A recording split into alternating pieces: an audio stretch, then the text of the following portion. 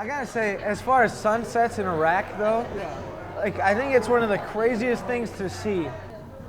Like coming back from dinner one day, and I'm like walking by, and there's like barbed wire. You know, it has absolutely no purpose now. It was just put up when Saddam had the base, and I look up and there's the sunlight, like the sunset. I'm viewing a sunset through barbed wire.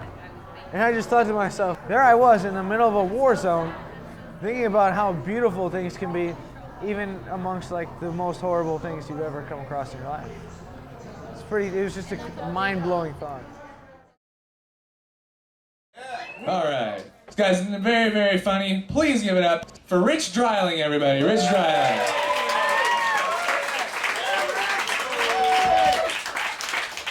Wow, what a turnout. So my name's Rich, but I'm not.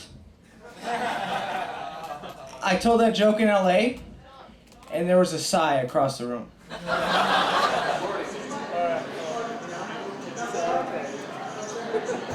Well, you know, I'm from a pretty working class background. I originated out of state, and at that time, I thought the best thing I could ever do, you know, I was an Eagle Scout, and I thought the best thing I could ever do is join the Marine Corps and serve my country, because I thought that was just a moral thing to do, you know. And the Marines had this, I felt like they were the knights of modern day, and that they had this ethical code that was above and beyond what I saw elsewhere in the United States. And then I joined the Marine Corps, and I saw that though some people adhered to that moral code, a lot of people didn't. I came to Berkeley from the Marine Corps, so since I've gotten here, I've changed my mind on a few things. And I gotta admit, I have been under the influence of some mind-altering substances. Books. I wish that when I was 18, someone would have said, hey, when you join the Marine Corps, you're defending a way of life, not freedom. There's a difference. Not that I agree with the reasons that we went into Iraq, because for people who have been there or have joined the military, it's never about the political reasons for anything. It's about making sure that people that are like you get home. It's not about what Bush or Cheney or Rumsfeld or all the people who thought that Iraq would be the great Hail Mary pass of the 21st century. We've all had friends that have died in the war. And it's a tragedy. It really is a tragedy. When you're a Marine, if you're not running towards the gunfire, you're wrong, you know. That's the crazy thing is I was with a ground unit and got just like pushed out for a job that ended up not even really having anything to do with what I did in Iraq. I did a service and I served my country, but I would have liked to have done more. So I wanted to become an officer because I thought that a lot of the officers that I met in the Marine Corps were great, but I think my enlisted experience would have brought something to the table that a lot of these guys don't have. And I felt that that would be better than some 23-year-old kid coming out of college and going out into the fleet as a SIGINT officer. But it's cool because I'm at college now, and I'm majoring in Russian language and literature, which qualifies me to be unemployed. So the MECEP program, Marine Enlisted Commissioning Education Program. It's a program designed to take corporals and sergeants, usually corporals and sergeants, non-commissioned officers in the Marine Corps, who are enlisted personnel, and get them to become officers, and then bring that experience to the table. The MECEP program is unique in that it brings enlisted people into the officer corps. Yeah, I mean, Berkeley's been great. They're leading the way in veterans assistance, I guess. Not really assistance, but taking veterans that are qualified to be here and making sure that they get here and aren't just kind of lost. University of California, Berkeley is a very large administrative group, if you will, and therefore sometimes it's very difficult to make your way in such a, difficult bureaucracy, but it's necessary. The NROTC unit's mission is to facilitate, college students essentially becoming officers. So they do a good job of ensuring that students are on good academic footing that they have tutors if they need them, and that their academic plan is to graduate within 4 years. So they do a really great job of that. If I were to take from this experience and go to the fleet, I would tell them to do what they can with themselves. Like, figure out what they want to do and then pursue that goal.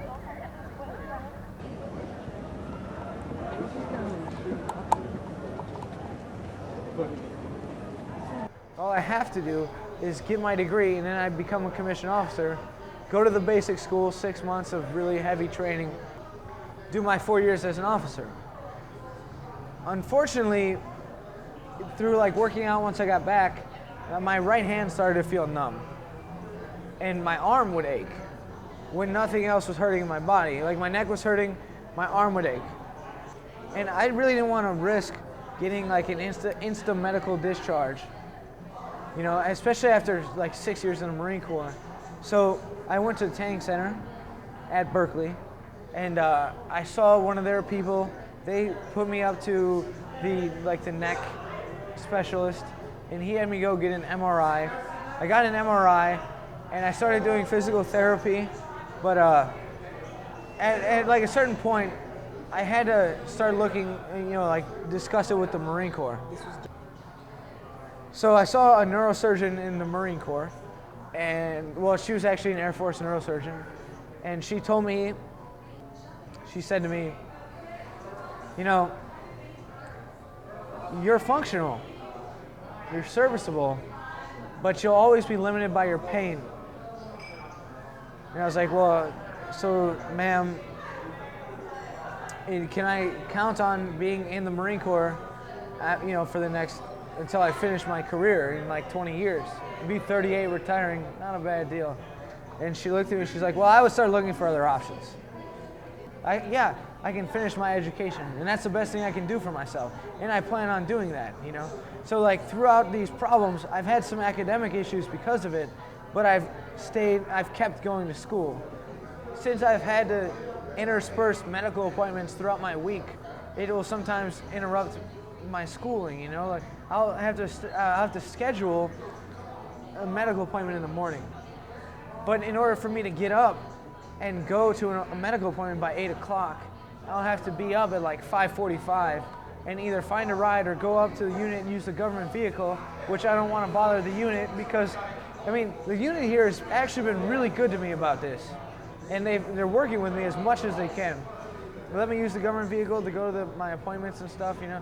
And I'll wake up and have to roll out of bed at, you know, 5:45, get ready, get up there, change into uniform, go to the appointment, then go back to school when I have the military stuff on my mind.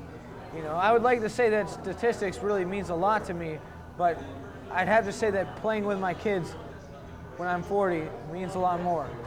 So it's been tough, and I think a lot of other people would have just dropped out, or not dropped out, but came back, you know, like abstained for a semester or two and then come back. But I just couldn't do that because of the program I'm in, and this is my shot to go to school. But being here at Berkeley, when I graduate, will open many doors, regardless of whether I commission or not. So the current situation is I don't really know about my future in the Marine Corps. I saw a neurosurgeon recently, and she said that my pain is going to limit me to not running, not carrying more than 50 pounds on my back, and not doing sit-ups, which is pretty much the job description of a Marine. So I can't imagine that the board is going to say that I should stick around. But with that being said, say the Marine Corps just says that we don't care about your pain, just go ahead, become an officer. Then I'll become an officer and do 4 years in the Marine Corps, and then maybe continue until retirement, which would be at age 38. If that's